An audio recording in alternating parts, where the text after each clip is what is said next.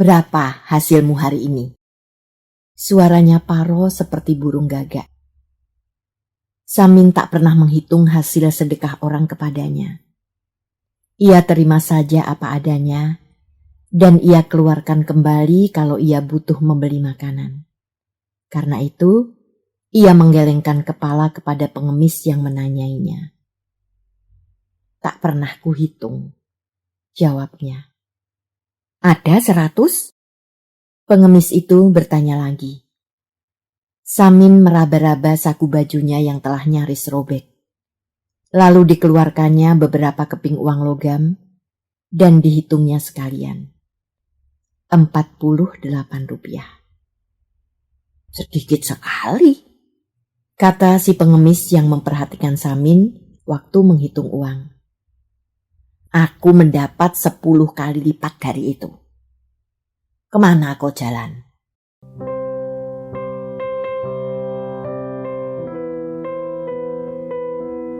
Debu dan Mutiara, karya Tuti Nonka, narator Hanifah Abu Marzuki.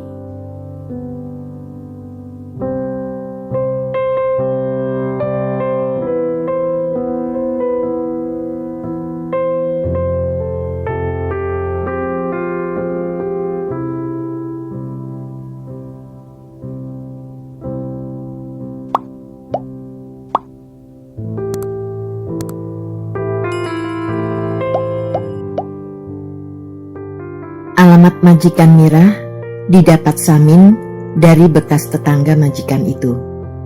Jalan Veteran nomor 135D.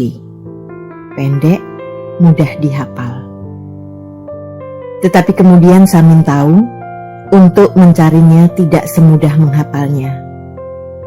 Setengah hari penuh dihabiskannya untuk menemukan rumah yang memiliki nomor itu. Ternyata rumahnya masuk gang kecil, ada di belakang jalan veteran yang sesungguhnya. Seorang nyonya muda membukakan pintu, menanyai keperluannya dengan kata-kata yang menyenangkan. Maaf, Nyonya, apakah Nyonya memiliki pembantu bernama Mirah, Nyonya? Samin bertanya dengan sopan, namun tak sabar. Ya, betul. Bapak siapa? Bolehkah saya bertemu dengannya, Nyonya? Saya, barangkali, ia istri saya. Nyonya muda itu membelalak memandang Samin. Samin gugup, tapi tekadnya sudah bulat benar menemui Mirah. Mirah belum bersuami. Akhirnya nyonya itu berkata dengan heran, campur bingung. Samin merasa lehernya tercekik. Dengan susah payah, ia menarik napas dan berkata kembali.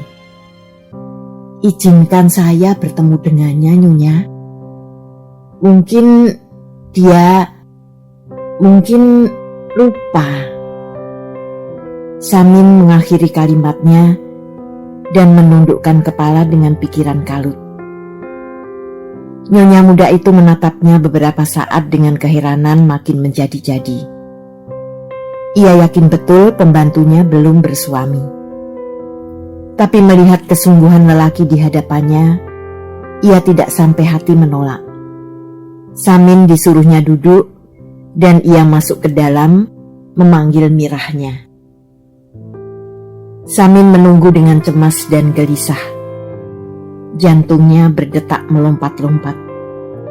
Keringat dingin menetes-netes di kening dan punggungnya. Diremas-remasnya buku jari tangannya hingga mengeluarkan suara berderak. Lama sekali nyonya muda itu tidak keluar-keluar. Rupanya, Mirah menolak menemui lelaki yang mencarinya. Hingga terpaksa nyonya membujuknya dengan berbagai alasan. Nyonya muda itu muncul di pintu. Tangan kanannya memegangi lengan seorang gadis muda, hampir-hampir bocah, bertubuh semampai dan berkulit kuning. Gadis itu Mirah. memandang Samin dengan asing dan takut. Kepala Samin berkunang-kunang. Dengan gugup dia berdiri, terbata-bata mengundurkan diri sambil tak putus-putusnya memandang Mirah, meyakinkan dirinya bahwa gadis itu betul-betul bukan Mirah istrinya. Maaf Nyonya, maaf. Suaranya keluar dengan parau. Hampir tersandung Samin menapaki halaman yang berkerikil. Segenap otot sendinya terasa lunglai berlepasan. Otaknya begitu kusut hingga tak mampu memikirkan apa-apa. Di ambang pintu, Nyonya muda dan pembantunya memandang Samin tanpa mampu berkata sepatah pun. "Orang gila Nyonya," ujar si pembantu beberapa saat kemudian. Entahlah, mungkin dia baru saja ditinggal mati istrinya, tidak kuat menanggung kesedihan, dan pikiran sehatnya jadi terganggu. Tapi bagaimana dia tahu namamu Mirah? Atau mungkin itu nama istrinya, dan kebetulan saja sama dengan namamu? Jawab Nyonya muda itu, mereka-reka dugaannya sendiri. Wajah si pembantu pucat ketakutan. "Bagaimana kalau orang itu datang ke sini lagi, Nyonya? Saya takut," katanya gemetar. "Ah, sudahlah. Tak apa-apa. Mulai sekarang kunci pintu rapat-rapat kalau kau sendirian di rumah." Sambil berkata demikian, Nyonya muda itu menutup pintu dan memasang semua kancingnya. Sekarang pembantunya tahu bahwa Nyonya juga takut. Jalanan dan masjid kembali menjadi tempat Samin melepaskan kesedihan. Lama ia duduk di serambi sebuah masjid seperti orang kehilangan akal.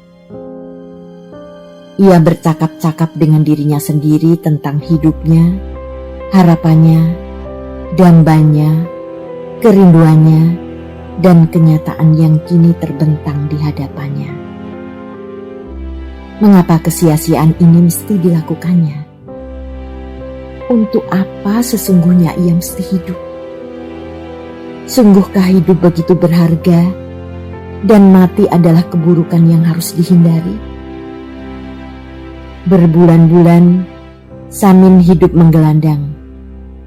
Jiwa dan semangatnya telah patah sama sekali. Ia menjelajah setiap sudut kota bukan untuk mencari Mirah, melainkan untuk melarikan diri dari kesedihannya. Namun kesedihannya melekat di segenap permukaan kulit dan di sepanjang pembuluh darah, dan ia tak dapat melepaskan diri darinya. Samin tak tahu dengan cara apa mesti menghabiskan hidupnya. Kini hidup hanyalah saat penantian menuju mati. Tidak beda dengan penantian di sebuah stasiun menunggu kereta datang. Kereta yang akan membawanya ke satu tujuan. Saat penantian tak pernah punya makna. Saat penantian hanya harus dilalui dengan cepat-cepat, dengan cara yang seringan-ringannya dan semudah-mudahnya. Syukur dengan sedikit kegembiraan. Samin mengamati orang-orang yang dijumpainya, mengamati bagaimana cara mereka menghabiskan saat penantiannya sehingga merasa bahagia. Orang-orang kaya dengan rumahnya yang bagus dan uangnya yang berlimpah sudah tentu jauh dari keborosan akan saat penantian. Tetapi tidak semua orang kaya. Lebih banyak yang miskin dan hidup melata di antara debu-debu jalan. Bagaimana cara menghabiskan hidup seperti itu? Memeras keringat hingga tubuh mereka kering untuk dapat menyuapkan sejumput makanan ke dalam mulut. Hanya itukah harga hidup mereka? Samin lupa satu hal, cinta. Dengan itulah orang menjalani saat penantiannya. Cinta kepada diri pribadi, cinta kepada orang lain, dan cinta kepada hidup itu sendiri. Bulan-bulan yang lewat telah menjerat Samin menjadi gelandangan. Tidak satu pun bekal dari Nyonya Wardani yang masih tersisa. Ia tidur di emper toko, masjid dijauhinya karena ia tak percaya lagi akan kepasrahan kepada Yang Kuasa. Tak pernah tubuhnya tersentuh air, dan baju yang melekat di tubuhnya telah berubah menjadi selembar kain buruk. Ketika ia duduk di emper toko tanpa sesuatu pikiran melekat, seorang ibu lewat dan menjatuhkan sekeping uang receh ke atas pangkuannya. Samin terguncang, menyadari dirinya telah dilemparkan orang ke lapisan masyarakat paling bawah. Batinnya memberontak pada kelancangan manusia yang memperlakukan dirinya. Namun kemudian ia sadar, mereka benar. Hanya dengan cara demikian, napas kehidupannya berembus. Dan ditemukannya kenyataan, perut yang berisi makanan membuat kesedihannya sedikit berkurang. Itulah awal dari karirnya sebagai pengemis. Samin duduk di sudut alun-alun kota. Di dekatnya duduk pula seorang pengemis lelaki yang kurus dan dekil. Mukanya buruk, kepalanya benjol, dan kakinya yang setengah pincang membuat orang tak perlu menunggu lama-lama untuk menjatuhkan sekeping receh di capingnya yang rombeng. Hari mulai gelap. Pengemis itu mengeluarkan kantung uangnya dan mulai menghitung. Terdengar bunyi uang logam berdenting tanpa henti. Pengemis itu terus menghitung penghasilannya tanpa mempedulikan kiri kanan. Samin pun duduk berdiam diri dengan Cilik yang meringkuk di sampingnya. Si pengemis telah selesai menghitung kekayaannya. Dimasukkannya kembali uangnya ke kantung dan tiba-tiba menoleh kepada Samin. "Berapa hasilmu hari ini?" Suaranya Paro seperti burung gagak. Samin tak pernah menghitung hasil sedekah orang kepadanya. Ia terima saja apa adanya, dan ia keluarkan kembali kalau ia butuh membeli makanan. Karena itu, ia menggelengkan kepala kepada pengemis yang menanyainya. "Tak pernah kuhitung," jawabnya. "Ada 100? Pengemis itu bertanya lagi. Samin meraba-raba saku bajunya yang telah nyaris robek. Lalu dikeluarkannya beberapa keping uang logam dan dihitungnya sekalian. 48 rupiah. "Sedikit sekali," kata si pengemis yang memperhatikan Samin waktu menghitung uang. "Aku mendapat 10 kali lipat dari itu. Kemana kau jalan?" "Aku tidak jalan, duduk saja di depan toko." "Goblok, jangan ngemis di tempat orang menghitung setiap keping uangnya. Pergilah ke rumah-rumah, ke tempat orang makan-makan." "Tapi aku merasa sudah cukup dengan perolehanku sekarang. Aku tidak mati kelaparan. Untuk apa lagi uang banyak?" "Goblok sekali kok ini. Tidak punya bini kok. Tidak kepengen makan enak. Tidak kepengen beli perempuan." "Aku punya bini. Anakku 3. Kami semua ngemis. Hasilnya dikumpulkan. Kami pakai untuk beli makanan yang juga dimakan orang-orang terhormat itu. Kau tahu simpananku? Aku sudah punya 3.000 rupiah saat ini. Yang lain-lain juga begitu. Yang tidak punya bini menghabiskan uangnya untuk bersenang-senang dengan lonte.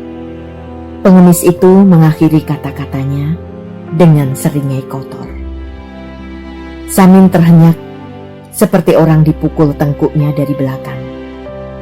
Kata-kata pengemis itu membuat hatinya berdesir luar biasa. Bahkan pengemis yang buruk tidak ketulungan itu pun punya istri dan anak. Pengemis-pengemis itu kelas masyarakat yang dianggapnya manusia-manusia paling sengsara dan menderita, yang pantas dilimpahi iba dan belas kasihan, yang oleh kepapaan nasibnya rela menjual harga diri dengan melata di kaki orang. Ternyata memiliki cara hidup yang loba dan memuakkan. Mereka menistakan diri untuk memenuhi keserakahan akan makanan yang tidak layak untuk mereka, bahkan untuk nafsu kelamin yang rendah. Untuk pertama kali dalam hidupnya, Samin memandang kehidupan kaum pengemis dengan jijik dan muak. Baginya, mereka adalah manusia-manusia yang mengkhianati kodrat dirinya, sekaligus mengkhianati orang yang sedang bersedekah kepada mereka. Kodrat bagi seorang pengemis adalah hidup menderita. Kalau seorang pengemis hidup nyaman dan enak, ia tak berhak lagi menjadi pengemis. Orang bersedekah karena mereka hidup menderita. Dan betapa pengemis-pengemis itu telah berkhianat dengan menempuh cara hidup yang penuh kelobaan nafsu. Aku tidak memiliki kodrat untuk jadi pengemis. Samin berpikir dengan muak. Aku dilahirkan oleh orang tua baik-baik, yang meskipun miskin, tapi bukan penista diri sendiri. Ia punya rumah, punya sawah, punya lingkungan tempat orang-orang saling menghormati satu sama lain. Ia dilahirkan tidak untuk jadi pengemis. Kesadaran Samin bangkit.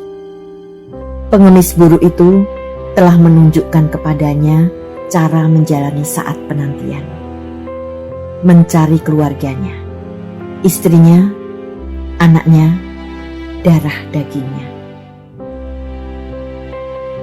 Orang merasa tenang manakala tahu bagaimana menjalani saat penantiannya. Hidup adalah rangkaian harapan yang susul menyusul. Ketika satu harapan tercapai, muncul harapan yang lain, demikian seterusnya sampai harapan itu diputuskan oleh maut. Orang hidup harus menciptakan harapan-harapan. Tanpa harapan, sesungguhnya orang sudah kehilangan hidupnya. Samin mengerti apa yang harus dilakukannya. Ia harus mencari Mirah, satu-satunya jiwa yang bisa lebur dan bersatu dengan jiwanya, sampai saat penantian di dunia selesai. Sampai kereta mau datang dan menjemputnya pergi ke alam yang tak diketahuinya. Samin menuruti nasihat pengemis buruk yang ditemuinya di alun-alun. Ia mendatangi rumah-rumah, menadahkan tangan ke restoran-restoran, dan duduk bersimpuh di depan masjid pada saat orang bersembahyang Jumat. Ocehan si pengemis ternyata tak sedikit pun salah. Uang yang diperoleh Samin berlipat-lipat dibanding saat ia duduk saja di depan toko. Sebagian besar uang itu disimpannya, hanya diambil sedikit sekadar untuk makan. Selama itu, cilik menjadi bagian yang tak terpisahkan dari langkahnya. Banyak orang memandangnya dengan aneh. Seorang pengemis dapat menghidupi seekor monyet yang tak berharga. Tidak seorang pun tahu bahwa bagi Samin, harga cilik tak dapat diukur. Genap 1 bulan, uang simpanannya sudah lebih dari cukup. Dengan terheran-heran, Samin mengetahui bahwa penghasilan seorang pengemis bisa mencapai 3 kali lipat gaji tukang kebun. Diketahuinya kini betapa mahal nilai harga diri. Harga diri. Tukang kebun menjual tenaganya dan pengemis menjual harga dirinya. Dengan uang simpanannya, Samin membeli sepasang baju, celana bekas yang masih baik, sebuah kaos, celana kolor, sepasang sandal plastik, dan sepotong sabun. Dari bak sampah di pinggir jalan, ditemukannya sebuah tas terpal yang masih tampak baik bila dicuci bersih-bersih. Sekalipun gesper dan gantungannya telah hilang. Ke dalam tas itu dimasukkannya kaos, baju, dan beberapa barang kecil miliknya. Akhir dari semuanya, Samin pergi ke sungai yang mengalir di pinggir barat kota. Digosoknya rambut dan tubuhnya bersih-bersih dengan sabun. Kalau saja air itu tidak mengalir, Samin yakin akan melihat bekas air mandinya keruh oleh kotoran yang mengelupas dari tubuhnya. Selesai mandi, dikenakannya kolor, celana panjang, dan baju yang baru saja dibelinya. Lalu dengan kaki beralas sandal plastik, ia melangkah mendaki tebing sungai. Samin merasa seperti ular yang baru saja melepaskan kulitnya dan memakai kulit baru. Dunia pengemis telah ditinggalkannya. Semua kenistaan telah dicampakkannya ke air sungai yang akan menghanyutkannya ke laut dan meneruskannya ke tengah keluasan samudera. Semua akan hilang, lenyap tak berbekas. Kemanakah sekarang? Dalam nasib buruknya yang panjang, Samin mengenal 2 keluarga yang patut dikenangnya dengan baik, yaitu keluarga Rudi dan keluarga Nyonya Wardani. Keluarga Rudi jauh, tak mungkin dicapai dalam keadaannya sekarang. Jadi, hanya ada satu tujuan, kembali ke Jogja.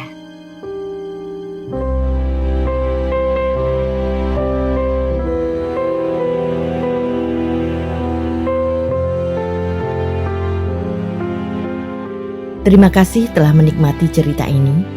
Tuliskan saran atau komentar di bawah untuk memperbaiki channel ini. Jangan lupa tekan tombol subscribe, like, and share.